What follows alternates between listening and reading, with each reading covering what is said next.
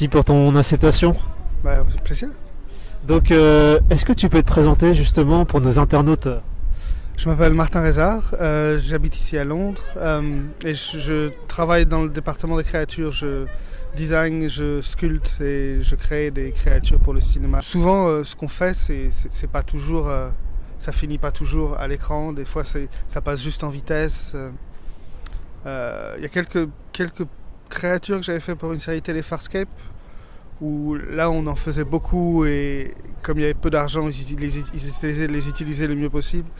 Je pourrais pas préciser exactement. Je suis très fier d'avoir pu travailler sur le Matrix. Ça, c'était quelque chose de formidable. Parce qu'au moment où tu travailles sur un film, tu es concentré sur ce que tu as à faire. Tu sais jamais ce que le film va donner. Et quand on est allé voir le Matrix, avec ma femme, on s'est regardé, on fait « C'était pas mal ça ?» Ouais, c'était pas mal. Et effectivement, j'ai été amené à... Je travaillais à cette époque-là dans le département des costumes où on faisait tout ce qui était en dur pour les costumes.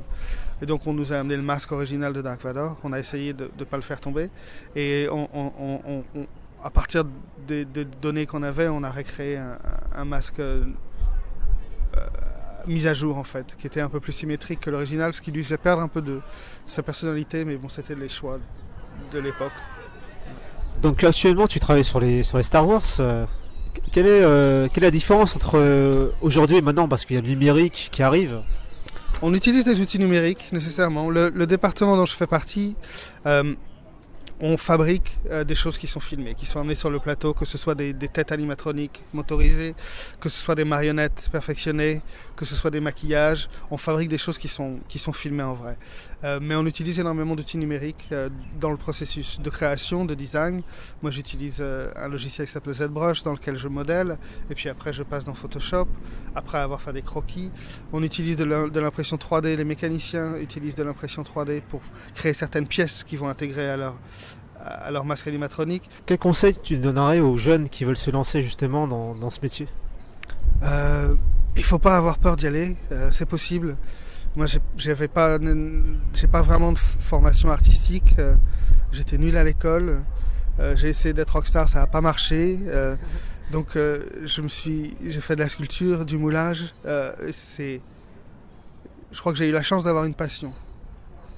J'ai eu la chance d'avoir une passion, de la découvrir assez tôt et de jamais la laisser tomber. Et je me suis accroché et j'ai appris et j'ai rencontré des gens qui m'ont appris et j'ai pris des risques et je me suis planté, j'ai fait des erreurs et je fais encore des erreurs, mais il n'y a que comme ça qu'on apprend.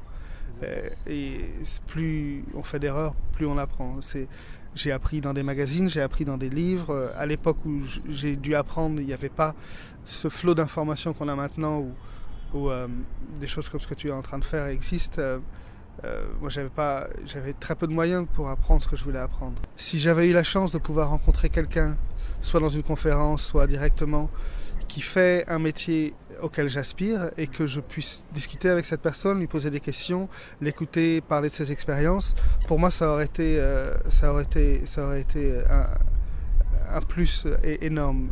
Donc, pour pouvoir offrir ça aujourd'hui, moi, ça me paraît complètement logique et très utile. Même, surtout pour moi, de pouvoir rendre ça. Il ne faut pas avoir peur de rêver grand, parce que plus grands seront tes rêves quand tu seras jeune, moins tu as de chances de les perdre de vue quand tu grandis. Il faut rêver grand, très grand. Sur ce, Martin, je te remercie infiniment. Je vous en prie, c'est un plaisir.